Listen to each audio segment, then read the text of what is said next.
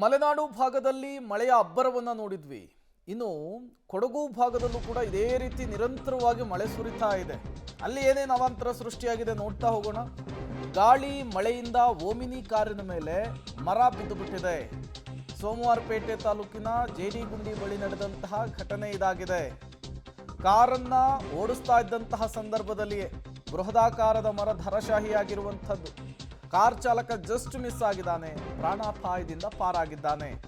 ಅರಣ್ಯ ಇಲಾಖೆಯ ಸಿಬ್ಬಂದಿಯಿಂದ ತತ್ಕ್ಷಣಕ್ಕೆ ಮರವನ್ನ ತೆರವುಗೊಳಿಸುವಂತಹ ಕೆಲಸ ಆಗಿದೆ.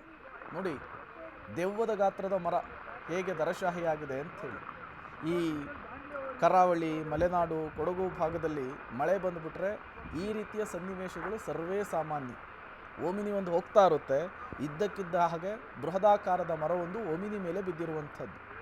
ಓಮಿನಿಯ ಮಧ್ಯಭಾಗಕ್ಕೆ ಬಿದ್ದಿದೆ, ಬಟ್ ಅಲ್ಲಿ ಯಾರೂ ಇರಲಿಲ್ಲ, ಹಾಗಾಗಿಯೇ ಏನೂ ಅನಾಹುತ ಆಗಿಲ್ಲ. ಬಟ್ ಡ್ರೈವರ್ ಸೀಟ್ನಲ್ಲಿ ವ್ಯಕ್ತಿಯೊಬ್ಬರಿದ್ದರು ಅನ್ನೋದು ಗೊತ್ತಾಗ್ತಾ ಇದೆ. ಬಟ್ ಅವರು ದೊಡ್ಡ ಅನಾಹುತದಿಂದ ತಪ್ಪಿಸ್ಕೊಂಡು ಬಂದಿದ್ದಾರೆ. ತತ್ಕ್ಷಣಕ್ಕೆ ಮರವನ್ನು ಕಟ್ಟು ಮಾಡಿ ತೆರವುಗೊಳಿಸುವಂತಹ ಕೆಲಸ ಆಗಿದೆ. ಉಳಿದ ವಾಹನಗಳ ಓಡಾಟಕ್ಕೆ ಅವಕಾಶವನ್ನು ಕಲ್ಪಿಸಿಕೊಟ್ಟಿದ್ದಾರೆ.